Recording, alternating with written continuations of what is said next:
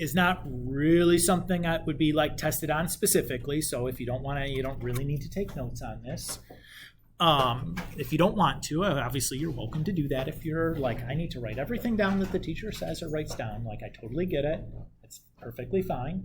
But I just want to give kind of like a picture of where we're going, especially the first part of the semester. So the first semester, the main topic here is trigonometry. When we look at the prefix or the root word for trigonometry, what do we see? Trig or tri, what do you think? What does that make you think of? Triangles or three, right? And the triangle is kind of the basic starting point for this subject of trigonometry. So if you think back to your geometry class when we talked about triangles, what were some things you remember from geometry about triangles? There's no wrong answers. I know it's a long time ago, and if you don't remember the specific names for things, that's okay. Just describe things best you can. Sydney. Across from a right angle is a hypotenuse. Okay. Let's say angles are proportional to side lengths. So like the biggest angle is across from the biggest side, etc. Middle angle from the middle side, smallest angle from the small side. I'll generalize kind of what you said there into the bigger picture, but that's for sure true. Tommy. There's isosceles triangles. Okay, so there's types of triangles, one of them being isosceles. What are some others? Okay, so isosceles is a classification by side length. Acute is a classification by angle measure. What are some of the other side length or angle measure ones? Right, so that's an angle measure. Scalene is a side length one. Obtuse is an angle measure one. And there's one more side length. Equilateral is the one. Yeah.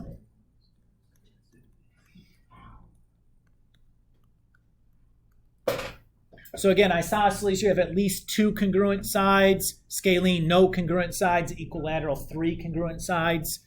Acute, all the angles are less than 90. Right, you have one angle equal to exactly 90. Obtuse, you have one angle greater than 90. What else? Some other triangle facts or theorems or anything. John? Three sides. Three sides. Yup, sure. Anise? Yeah. Great. So SOHCAHTOA was an acronym that we used to describe these three, or to remember the definition for these three functions, sine, cosine, and tangent, right? So if we have a right triangle,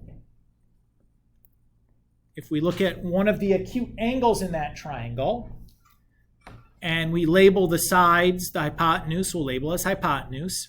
The other arm of the angle that makes up that acute angle theta we'll call the adjacent side. And then the third side we'll call opposite. So SOH tells me that sine of theta is equal to opposite over hypotenuse. CAH tells me that cosine of theta is equal to adjacent over hypotenuse.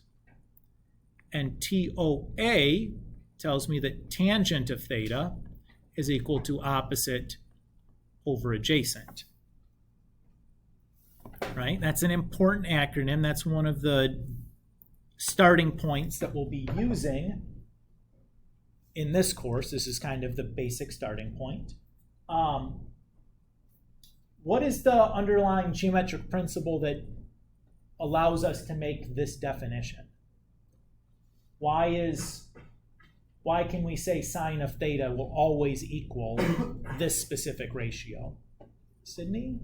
Because triangles, when added together, equal. Okay, so that's not the reason, but that is true.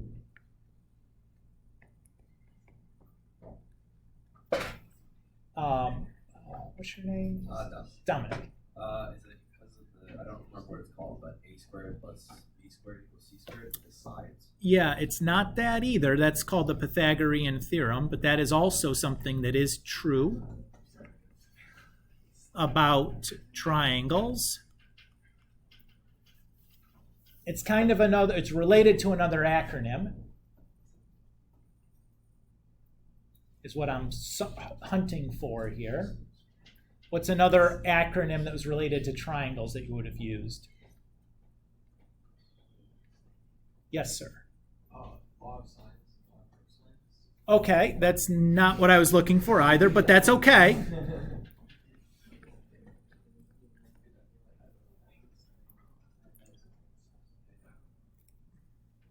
So what I'm looking for is similarity. So there are a couple of similarity theorems like side angle side, SAS, or angle side angle, ASA. I was hunting for one of those. So there's two major relationships in geometry that you'll talk about, which is congruence and similarity. Two figures are congruent if all their angle measures are congruent and all their side lengths are congruent. Two figures are similar if all the angles are congruent and if the side lengths are proportional. So if I have a triangle, a right triangle I should say, who has an acute angle theta, and I have another triangle that's a right triangle with acute angle theta, these by the angle-angle theorem are similar. So what that means is that if this side lengths are A and B, and these side lengths are C and D, then B over A is going to equal D over C. Regardless of what size triangle we build, if it has those two angle measures, gotta be similar. Those ratios are always going to be the same. So what we did then is we said, okay, well, I'm going to map or make a function that maps that angle measure onto that ratio. And the name I'm going to give this particular ratio that's opposite over adjacent is tangent. So that's why sine, cosine, and tangent work. That's why we're able to build these functions, is because all these right triangles that have acute angle theta are all similar.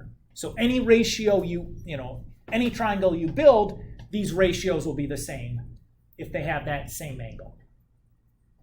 Everybody okay with that idea? Okay. So that's our basic geometric starting point for sine, cosine, and tangent. The goal for really the first half or so of first semester is going to be to extend these definitions of sine, cosine, and tangent so that we can work outside of right triangles and then outside of triangles altogether. And we've already seen a situation where we can work or extend these guys outside of right triangles with the law of sines and the law of cosines, right? These were ways that we can use sine and cosine for non-right triangles. Again, if you don't remember how those rules worked, we'll go over that again in this class in painful detail, so it's not something I expect you to remember. SOHCAHTOA, I'd hope we remember, and can do right triangle trig, I hope we can remember with a little bit of reminder, or at least feels familiar. But what about values of theta that are bigger than 180 even? So if you think back to geometry, when we defined angle measure, we always defined it as this part, right? And never that part. Everybody agree with that? Now, in reality, in real life, well, I should color code this. Let's make this blue or something. This blue measure could be something that I'm interested in. Say that we're doing some kind of navigation. We're flying a plane, we're sailing a ship, or even just like walking through nature where there's not a grid laid out in terms of a road. You can basically turn in any direction you want. So left and right are kind of meaningless at that point, correct? So if I want to go from one point to another, I turn that red amount, right? And if I wanted to go back, I'd either turn the opposite way, or I can keep turning in the same direction through a bigger angle.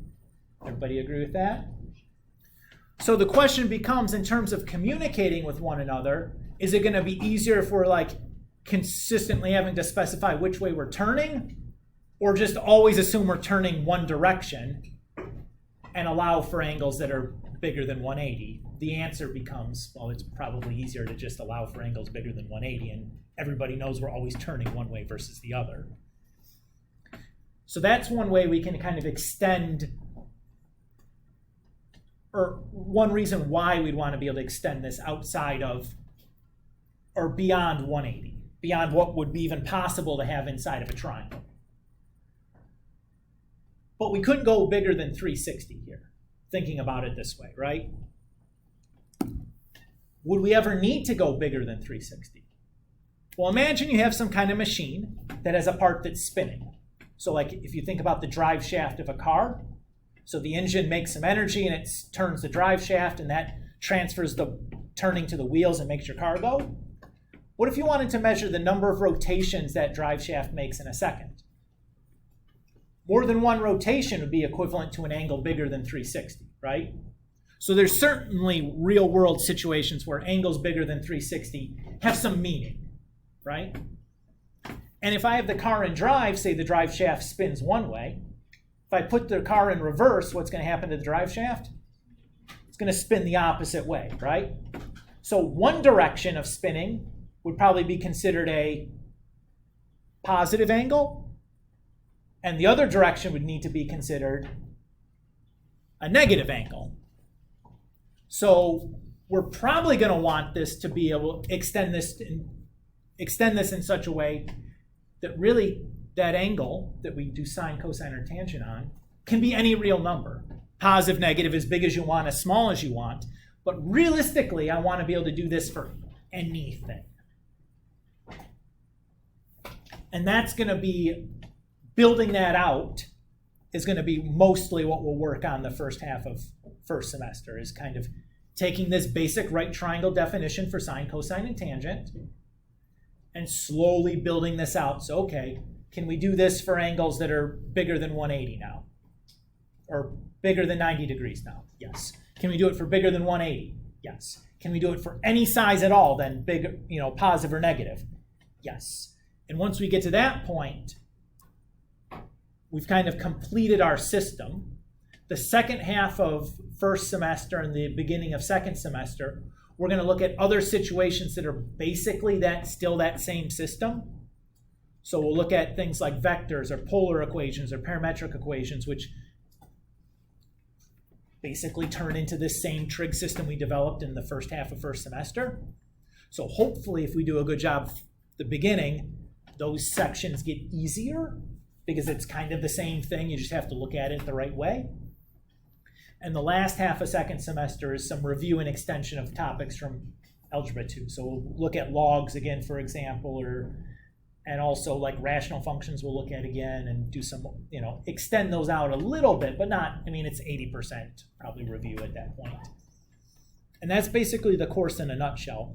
Typically, first semester is a little bit more difficult than second semester, or at least on average. Like the average, there's less Dunkers sections in first semester than second semester. Mostly because it's new. Not because it's that much harder, but because it's so new. Second semester, there's a lot of things that are kind of the same idea, or things we've already really looked at quite thoroughly in Algebra 2. So I think it's a little bit easier because it's more familiar. But that's basically the course outline. I like to do this in the beginning because I think first semester it's so much detail in building these definitions out. It's easy to get lost at what we're doing and where we're trying to get to, that I like to frame it out in the beginning like this and give you a good idea of like, where are we trying to get to and why are we doing this, and like, what is the end goal here? That I think that, framing it that way is important kind of going forward. I'm going to stop here because I think that